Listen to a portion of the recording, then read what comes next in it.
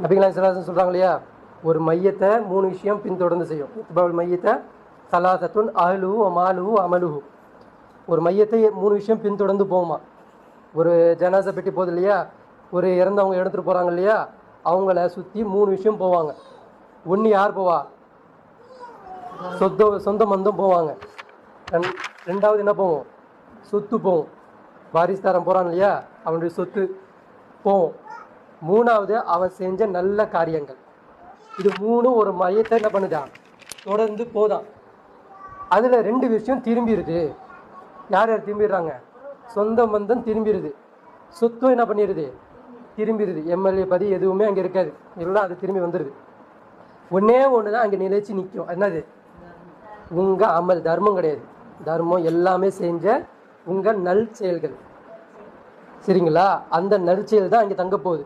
அதுதான் உங்களுக்கு என்னவா இருக்கும்? இருளுக்குள்ள இருளில் ஒரு வெளிச்சம் தரக்கூடியது எது? அந்த நல்லமல்கள். அப்போ அந்த அந்த மன்னரை சொல்லுது, என்னுடைய தனிமையாக இருக்கக்கூடிய அந்த இடத்துல ஒருத்தனை நீ கொண்டு வா. அது யாராக இருக்கணும்? குரானை கொண்டு வா அப்படின்னு சொல்லிட்டு என்ன சொல்லுது? மன்னரை வாழ்க்கை கேட்குது. ஆனால் உங்களால் வாங்கவே முடியாத ஒரு விஷயம் இருக்குது. அதற்காக வேண்டி நம்ம அந்த விஷயத்திற்காக வேண்டி டைம் ஸ்பெண்ட் பண்ணுறதே கிடையாது. அதற்காக வேண்டி நேரத்தையும் காலத்தையும் அதற்காண்டி ஒதுக்குவதும் கிடையாது. நம்ம பாட்டுக்கு நம்ம இருக்கிறோம். ஆனால் வாய் திறந்தா கேட்போம், சீக்கிரம் செத்து போயிட்டா நல்லாயிருக்கும். என்ன சொல்கிறது? செத்தேன்னு வச்சுக்கேன், அதுக்கப்புறம் உன்னால் மீண்டு வரவும் முடியாது. இருளாக இருப்ப. நீ எங்கே இருப்ப? இருளுக்கு மேல் இருள். அங்கே வெளிச்சமே கிடையாது உங்களுக்கு. அங்கே என்ன கிடையாது? வெளிச்சமே கிடையாது. ஒரு பொருள் நம்ம உடை போடுறோம் இல்லையா, இந்த உடை போடுறோம் அப்படின்னா நமக்கு என்ன தேவைப்படுது? உடை தேவைப்படுமா, வெளிச்சம் தேவைப்படணுமா?